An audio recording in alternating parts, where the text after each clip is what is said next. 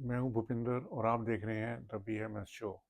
दोस्तों, मैं आपके सामने मोदी सरकार की सफलताओं और असफलताओं को अपने ढंग से रख रहा हूं। पिछले कुछ एपिसोड्स में मैंने मोदी सरकार की अचीवमेंट्स के बारे में बताया। इस एपिसोड में फेलियर्स की बात करूंगा। दोस्तों, मैंने यहाँ कई असफलताओं का जिक्र किया है। हो सकता है कोई ये कहे कि ये प्रॉब्लम्स मोदी सरकार की नहीं बल्कि राज्य सरकारों की हैं। तो मैं ये कहना चाहूँगा कि जब हम केंद्र में सरकार के लिए वोट देते हैं तो उम्मीद करते हैं कि वो पूरे देश में सुधार लाएगी। दूसरा, अगर ये काम राज्य सरकारों के हैं भी तो मोदी सरकार की पार्टी की कई राज्यों में सरकारें हैं, तो फिर कम से कम वहाँ ये सब इम्प्रूवमेंट तो होनी ही चाहिए। तो आइए देखते हैं मोदी सरकार की असफलताएं। मोदी सरकार की सबसे बड़ी असफलता है अदालतों में पेंडिंग केस। दिसंबर 2023 तक 5 करोड़ से ऊपर केस पेंडिंग थे। दोस्तों, सब जानते हैं कि लोअर कोर्ट में केस के फैसले को कई साल लग जाते हैं। तारीख पे तारीख मिलती है।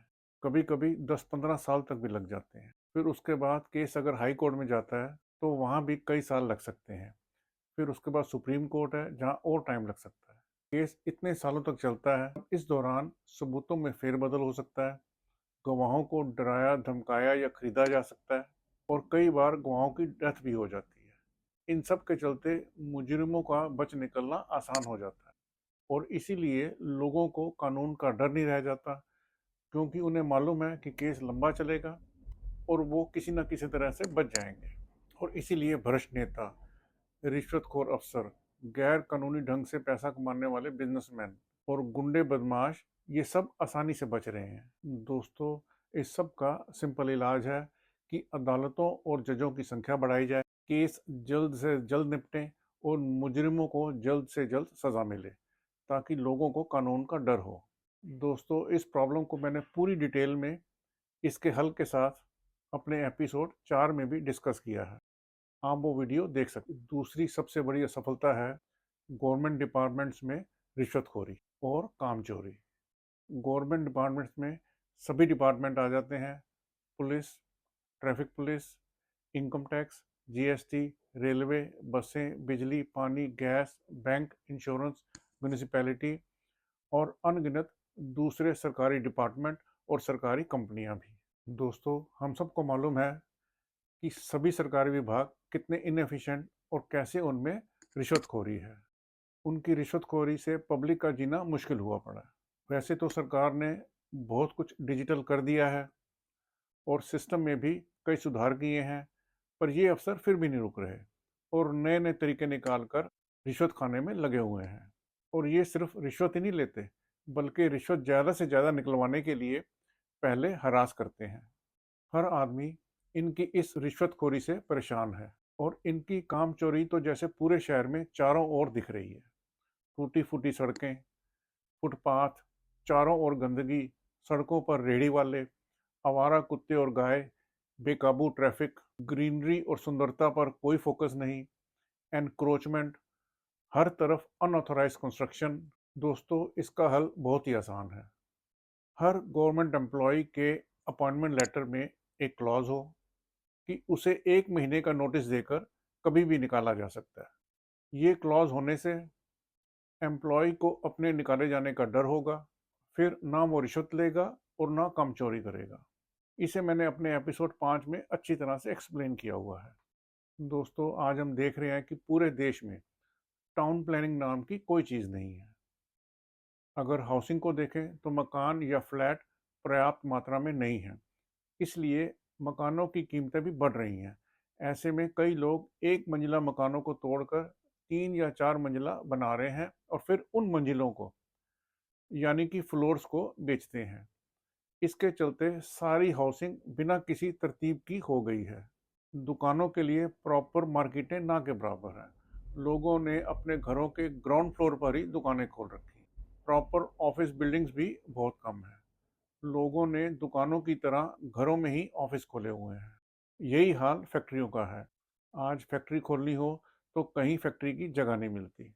लोगों ने कहीं भी घरों में फैक्ट्रियां खोल रखी हैं और रिश्वतें देकर काम चला रहे हैं। हर शहर एक बेतरतीब और बदसूरत शहर बनकर रह गया है, जहां रहना किसी भी मापदंड से सुखद नहीं है। दोस्तों, टाउन प्लानिंग बहुत ही ज़रूरी है।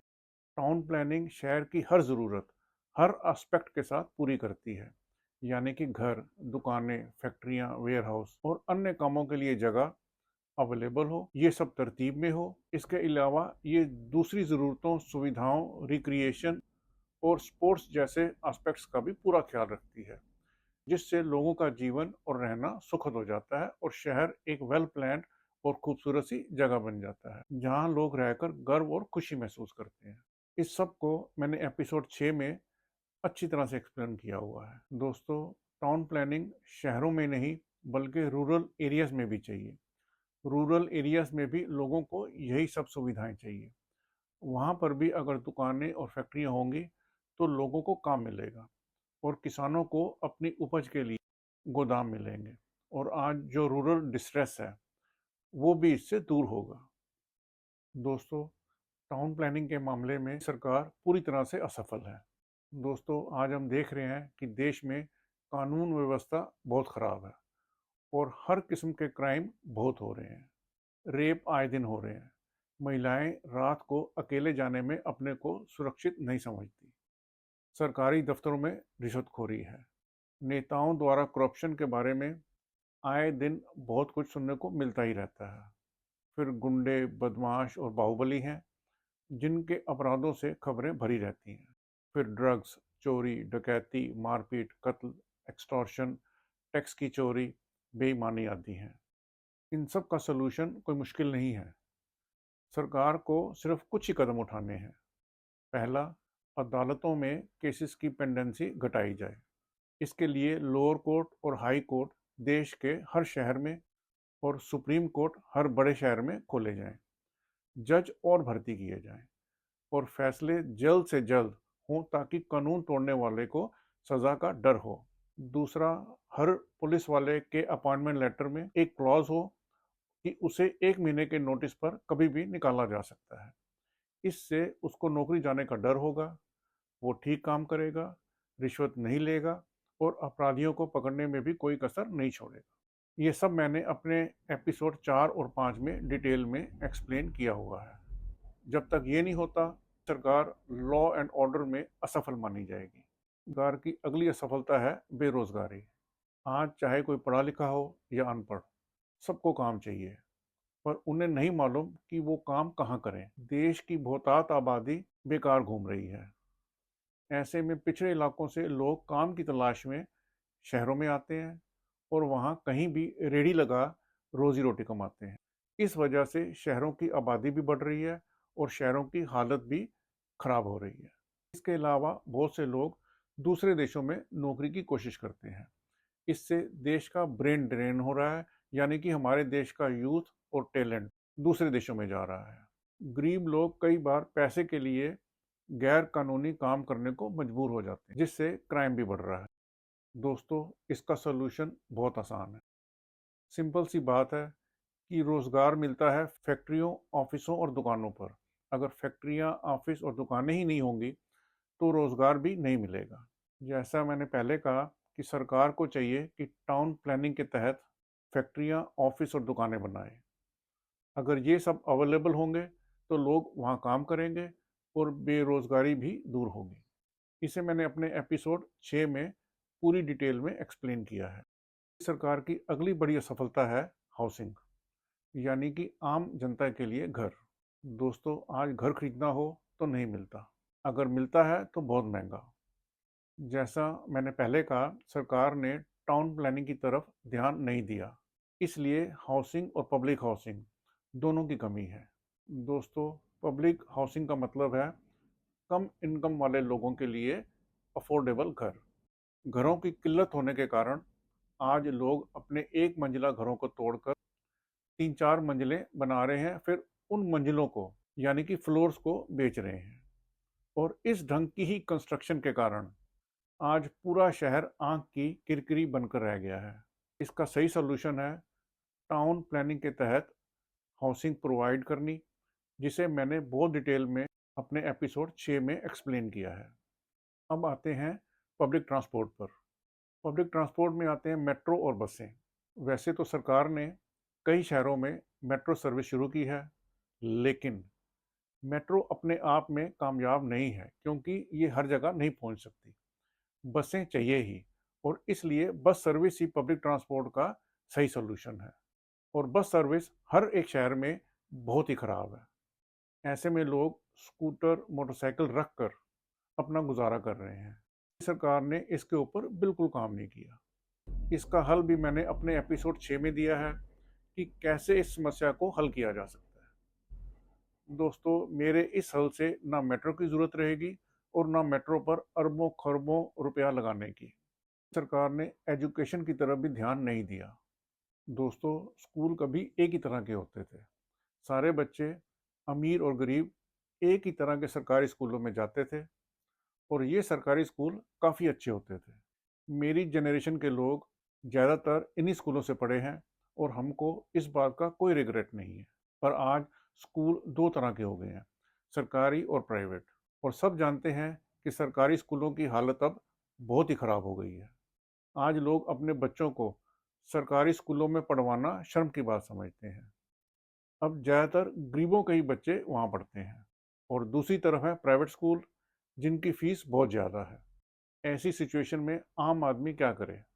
और अगर यूनिवर्सिटी एजुकेशन की बात करें, तो सरकारी यूनिवर्सिटीज़ के अलावा अब अनगिनत प्राइवेट यूनिवर्सिटीज़ भी खुल गई हैं। इसलिए ये नहीं समझ में आता कि कौन सा कोर्स कहाँ से करें। प्राइवेट यूनिवर्सिटीज़ की फ़ीस बहुत ज़्यादा होती है, और कई बार कुछ प्राइवेट यूनिवर्सिटीज़ फेक भी निकलती हैं। दोस्तों, एजुकेशन कैसी होनी चाहिए, इसे मैंने अपने एपिसोड 2 और 3 में पूरी तरह से एक्सप्लेन किया है। दोस्तों, सरकार की अगली बड़ी सफलता है स्वच्छता। स्वच्छता अभियान शुरू किए आज 10 साल हो गए हैं। सिवाय कुछ गिनी चुनी जगहों के, गंदगी जस की तस है। दोस्तों, गंदगी से शहर बहुत बदसूरत बन जाता है और रहने लायक भी नहीं रहता। इसके अलावा गंदगी पोल्यूशन और कई प्रकार की बीमारियां भी फैलाती है। इसलिए स्वच्छता बेहद ज़रूरी है, और अगर स्वच्छता नहीं है तो सरकार को इसमें पूरी तरह से असफल माना जाएगा। इसका हल मैंने अपने एपिसोड 7 में दिया है। ब्रीफली मैं यहाँ इतना ही कहना चाहूँगा कि सफाई का कॉन्ट्रैक्ट प्राइवेट कंपनियों को देना चाहिए, क्योंकि प्राइवेट कंपनियाँ बिजनेस पाने के लिए ठीक काम करती हैं। और दूसरा, गंदगी फैलाने वालों पर फाइन हो। शहर को साफ करने का यही तरीका है। अब आते हैं रेलवे पर।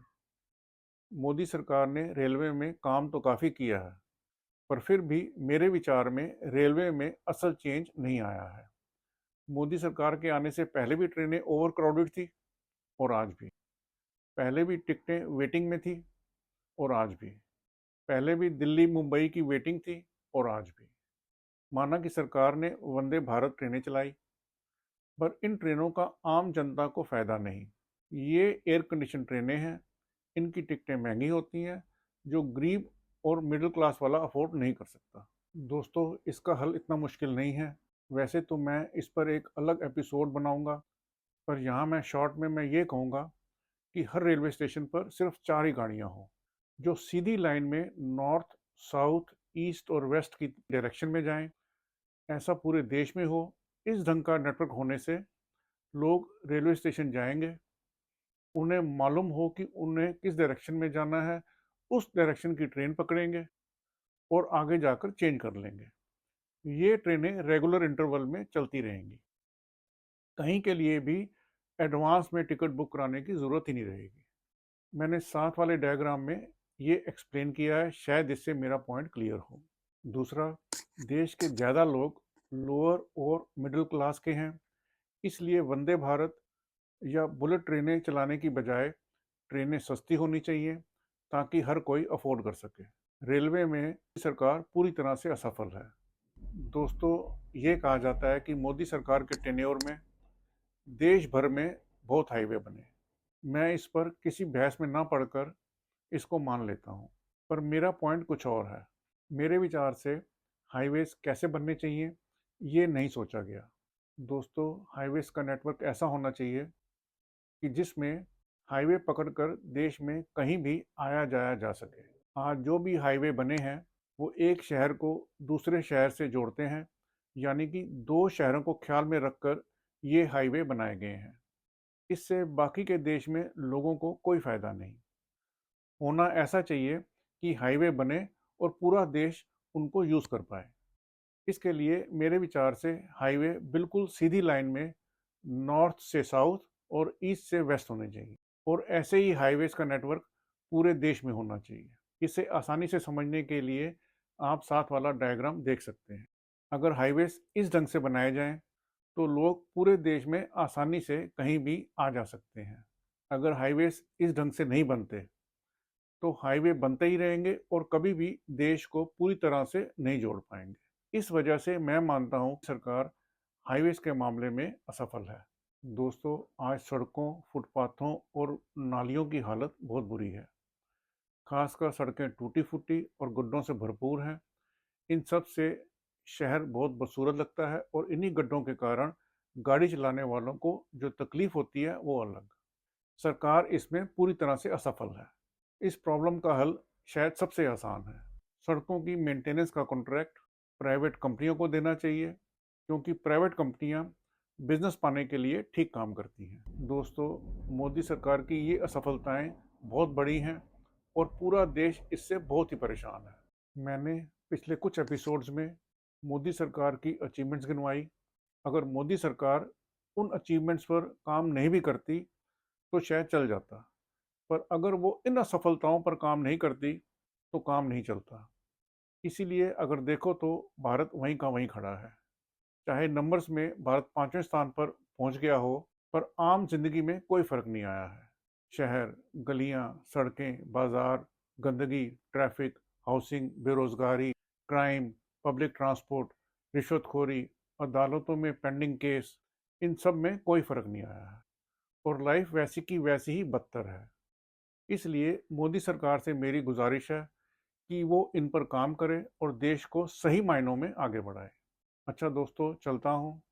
जाने से पहले एक रिक्वेस्ट, अगर आपको मेरे विचार देश और लोगों के लिए ठीक लगें, तो आप प्लीज़ मेरा चैनल सब्सक्राइब कीजिए और इस वीडियो को लाइक और शेयर कीजिए, ताकि मेरा मैसेज ज़्यादा से ज़्यादा आगे तक जाए। अगर हो सके तो इस वीडियो को आप अपने व्हाट्सएप के स्टेटस पर भी डालिए, जिससे ये और आगे तक जाए। जल्दी फिर मिलूँगा अपने अगले एपिसोड के साथ। तब तक के लिए बाय बाय।